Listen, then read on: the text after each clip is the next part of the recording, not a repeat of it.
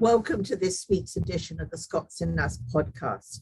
We're shining the spotlight this week onto the Burrell Collection Museum, which is set to reopen at the end of March after being closed since 2016. The Burrell has been undergoing a capital improvement of over $100 million, about £65 million, bringing to life their collection of over 9,000 objects in unique and innovative ways. We're going to catch up with Rebecca Quinton, research manager for the Burrell, followed by speaking with David Scott, who heads up digital media for the Burrell Renaissance Project. And so, without more ado, let's begin our talk with Rebecca Quinton.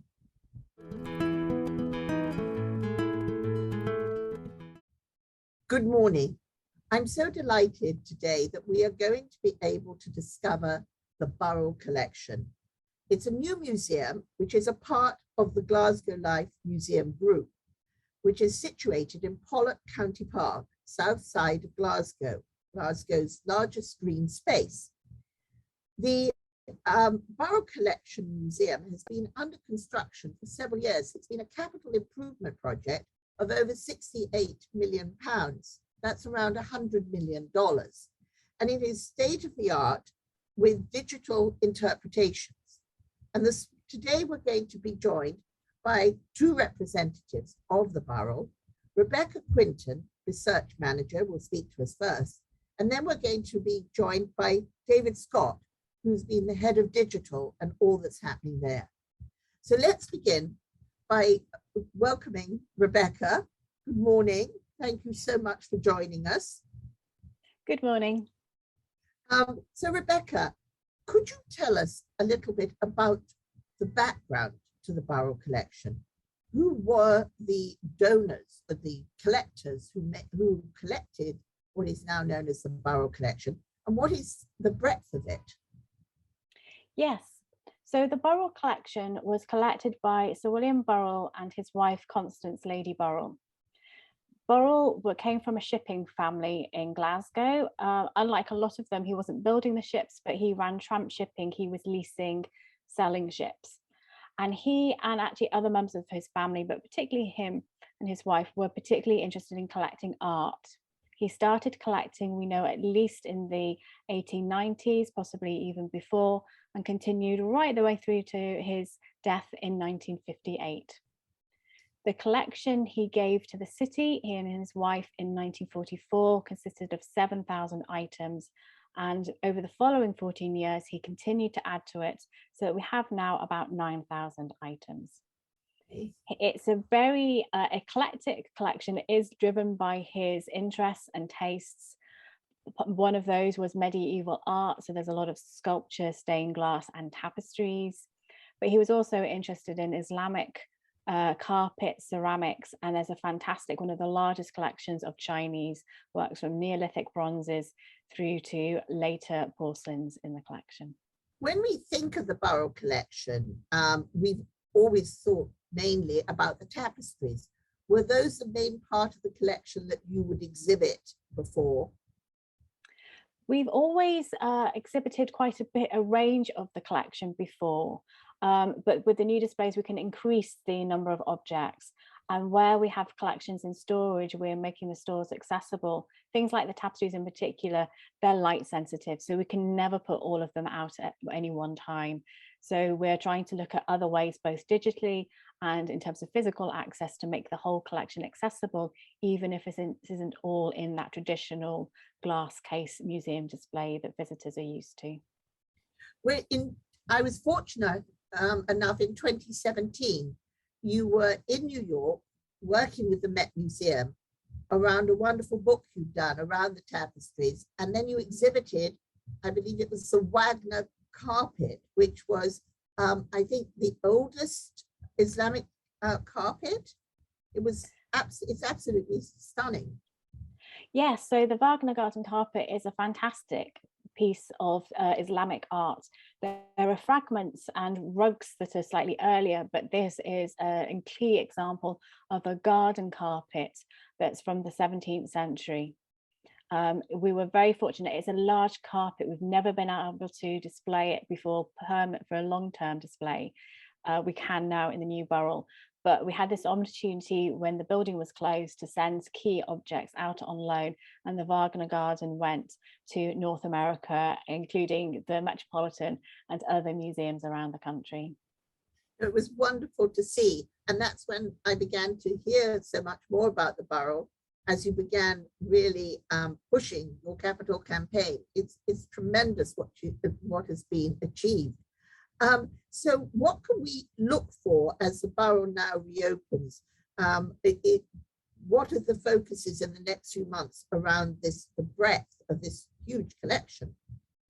Well, I suppose the main thing is, in fact, the building. We've had this building now for about 40 years, but it was having issues. The roof was leaking. It was terribly hot with the glass. So our visitors will have just a much more enjoyable experience. There are no buckets. We've got energy efficient glass, so you won't burn or get too cold in the building. The light is now much better. The new glass in the cases, as well as in the windows, isn't tinted, and together with the new wonderful LED lighting, you can see the objects in their full color. Previously, everything was slightly not quite right. It was looking slightly green, slightly red, depending on the tungsten bulbs.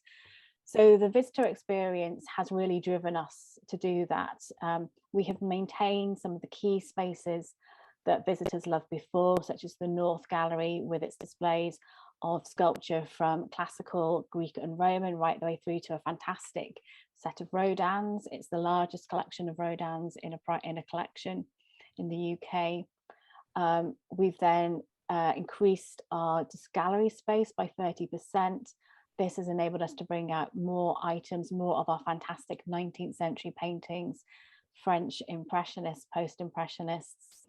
So I hope in these coming months, we can join you for various discussions around various parts of the collection. That would be really fascinating, because we do these bi-weekly podcasts, and it would be lovely to, when we're doing something around art or the Impressionists, to include a segment from you, or maybe around medieval armor or something. There's so much to this. I'm fascinated by tapestries, because they were a way of telling the story, weren't they? They really, from the earliest times, the battles, this would be the battle that happened. Yes, so the ones in the Burrell collection, I think, are particularly a fantastic collection. There's over 200 of European medieval and Renaissance tapestries. And unlike a lot of other private collectors at the time, he really had a diverse interest in the tapestries. So he's not just sticking to the large Franco-Flemish tapestries, but he was also collecting the smaller ones from the Alsace, from Germany, from Switzerland, that were for the aspiring middling classes. So you get a wonderful range of ones like the Hercules tapestries that were part of commissions for the royal courts across Europe, through to pieces that were commissioned for cathedrals by bishops and also by the rising mercantile classes. This is wonderful. And so thank you for joining this morning. Thank you for giving us this insight. The Burrell is just opening now. And so this summer onwards, everybody can have a wonderful experience coming to see you. And I'm now going to take up a conversation with David Scott, who has been the innovation, leading the innovation around the digital side of things. So thank you this morning, Rebecca. Thank you. It was a pleasure talking to you. And now we can continue by speaking to David Scott, digital media for the Burrell Collection, who's going to take us on a deep dive into how the innovation and use of digital media with touch surfaces and large screens is making this such an extraordinary, immersive experience for all to enjoy, especially the family.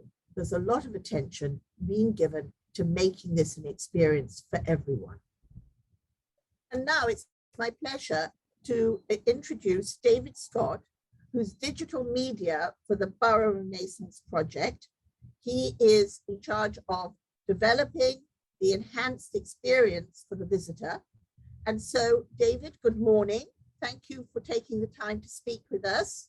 And I wonder if you could now talk to us of what you are looking to achieve for the visitor through this enhanced experience, and what are a few of the things that will take, how will that be for the visitor? Okay, so one of the things that the Burrell project has brought for the Glasgow Museum Service is an opportunity for us to study how visitors use and their expectations of digital when they're in a gallery environment, such as the one that we're about to open here at the Burrell Collection in Glasgow. So digital, we know from our research, massively increases engagement with and access to the collection. So, if I were to simplify, digital, exactly what digital is here to do is to make all objects relevant, is to expose the detail, literally, and this is found in the objects, but also to explore the stories or the different stories that the objects can tell. So when you speak to the different forms of interpretation, it takes the visual experience further. How is that happening? Can you give me some examples? Okay, so they go into the gallery and they're looking at the tactile. Absolutely. Our primary sense is kind of a visual sense, and more so in a gallery when we're here to look.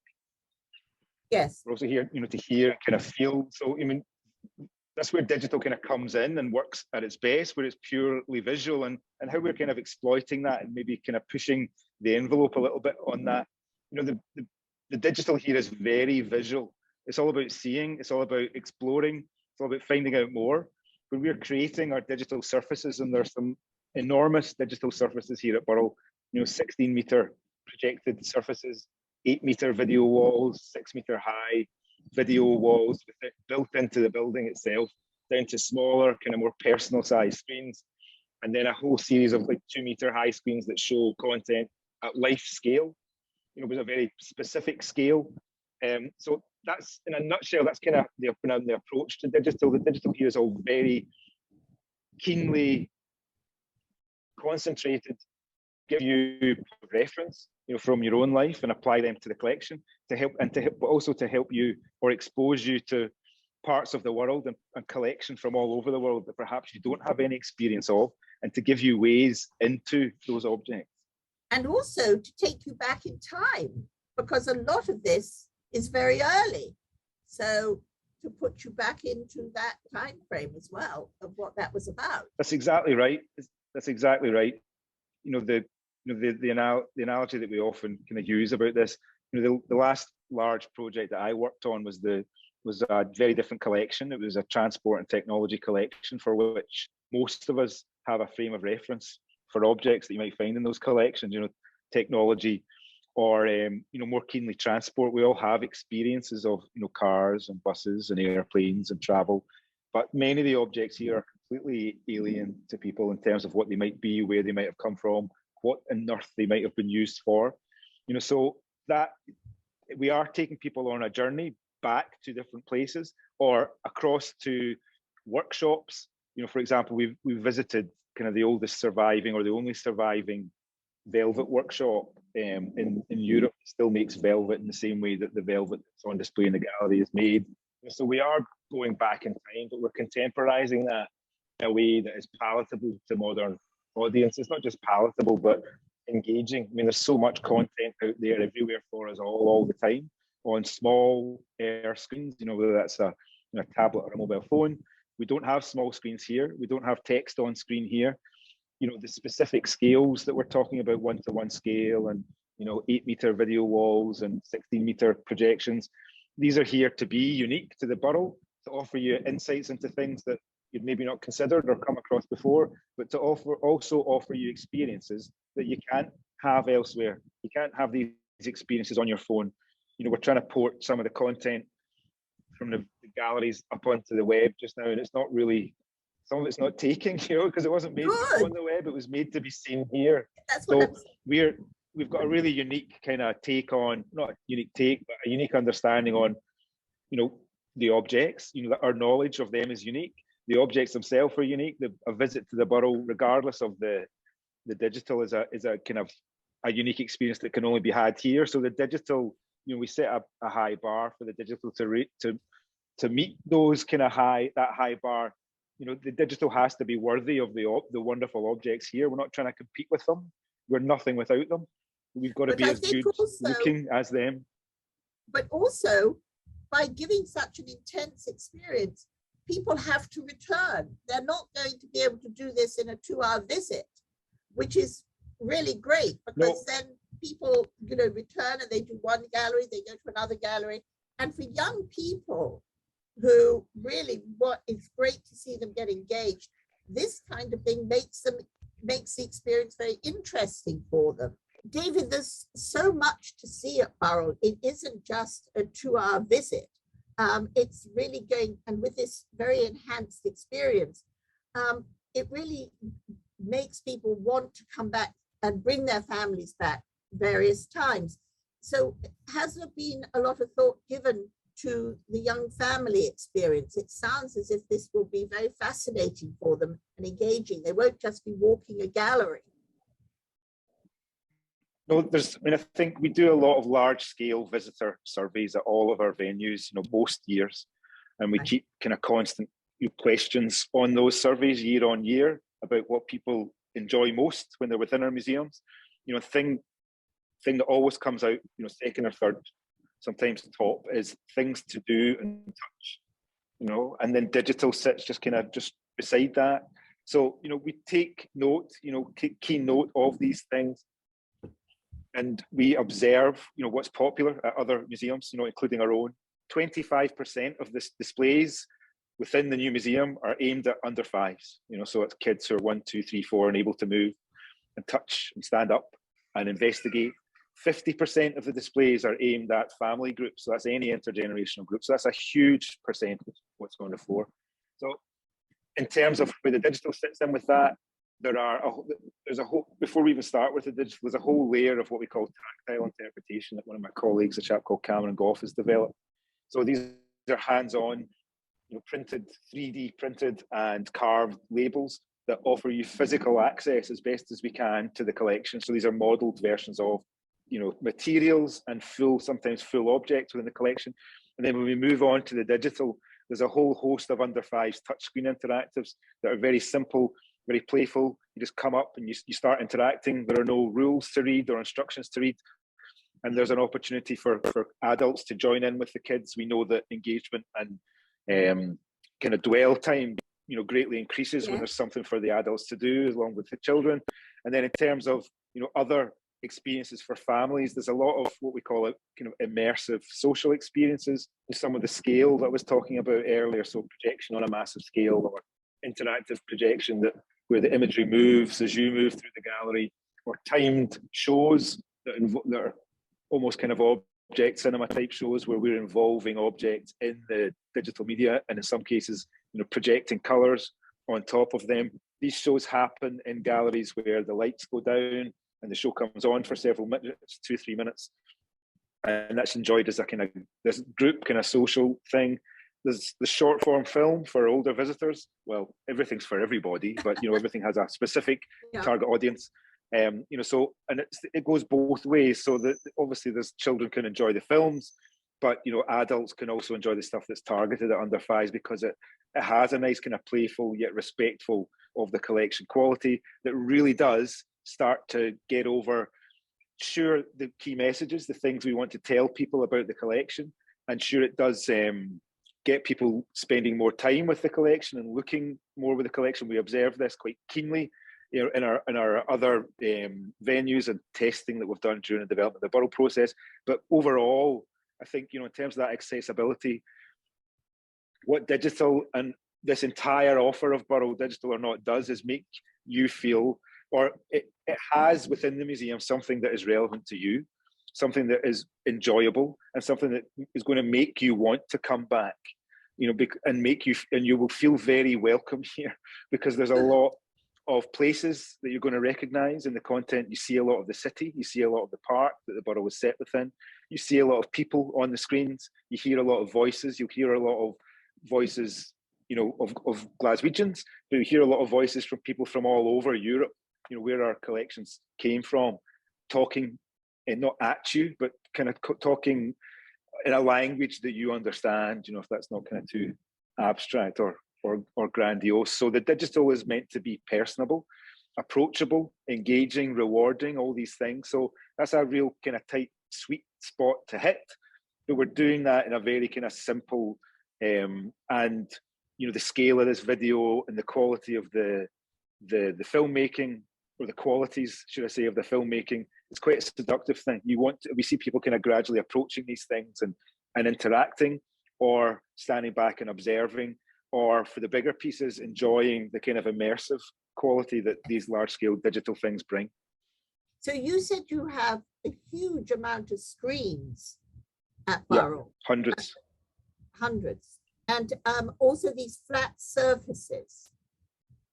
Tactile surfaces. So these are kind of, I was going to say A4, but I'm aware A4 is maybe not a kind of American measurement, but these 3D printed surfaces that are often complete reproductions of objects that are on display right next to them, or kind of low relief versions of detail found in the object. Right. And it's really quite a nice sensory experience to have this tactile element right next to the object, which of course you can't touch for obvious reasons, but you have this as this touch point, in the kind of physical, and kind of more theoretical sense. You've got this touch point that helps you get closer to the object. I mean, I think that's the big thing with the high level interpretation, the digital and the manual, is it does bring you closer to the object, sometimes by zooming right into detail you would never see, or showing you the reverse of the object, or finding out about some more kind of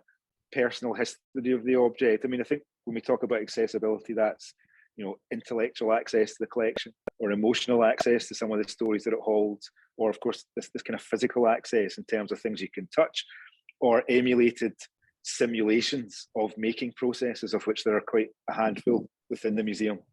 So what is your favorite thing that you put together? What immersive experience are you the most excited by and enjoyed the most developing? I really like a lot of them. There's some nice making interactives. We call them gesture based. So you move your hands, apparently through the air, but you have an effect on a screen. So there's, excuse me, there are interactives that allow you to try your hand at wood turning on a virtual lathe, glass blowing on a similar interface, or decorating ceramic plates with video projection. These are all really nice, and over the opening events, we've seen people really responding well to these things.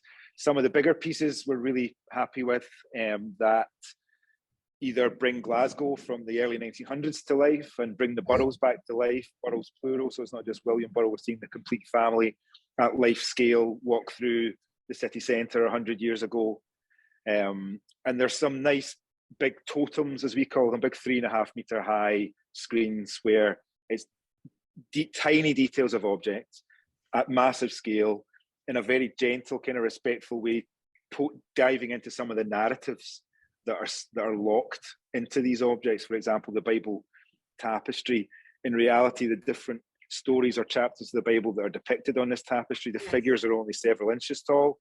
But when we blow up into the detail and we apply some just nice simple animations, you start to see David and Goliath, and you start to see Jonah and the whale, where before there was a lot to look at, and to the untrained eye, which there are many, including mine, you don't always see these things first time round. So that coming back, I mean, I took a group from the British Museum round this morning, and we ran round, and it took an hour and a half to run round and just say, right, that's that. So there's a lot to come back and see. There's a lot to come back, and the more you interact, the more you see. There's a lot of interaction from some of the touchscreens that it allows you to generate patterns based on patterns found in carpets. And each time you generate some of these patterns, you're generating a unique pattern because of the way the software has been developed. So there's lots of really kind of unique pieces in that sense, but also unique in terms of there are no, our kind of research and experience suggests that there are no certainly no decorative fine art type collections that use digital in this way anywhere else in the world. So it's really quite the museum's full of all these lovely gentle surprises with the digital, and because of the wonderful architecture of the building, you don't see a lot of the digital until you're right upon it. So there's all these little surprises for you waiting as you turn corners, and it's not big, and it's big, sure, but it's not in your face, it's not shouting, it's not overtaking. We've worked really closely with our designers and our own design manager to really, we feel, correctly pitch these things, so that there's room for more, there's room for less. We will be rotating, and to the content, but using the hardware to play back new content over the next few years. Well, maybe as everything is now opening and underway, we can visit with you again and maybe concentrate maybe on some tapestries or something, and you can show us that experience, because it would be wonderful to be able to see it with you in the gallery next time. We'd really enjoy that. So that'd be super. Thank you for taking the time to explain this really innovative and exciting new experience we can all look forward to when we visit you. And thank you for visiting with us this morning. No problem at all. It's lovely to speak to you. Be happy to welcome you back inside the museum next time, perhaps. That would be lovely. Thank you very much, David. Take care. Thanks now.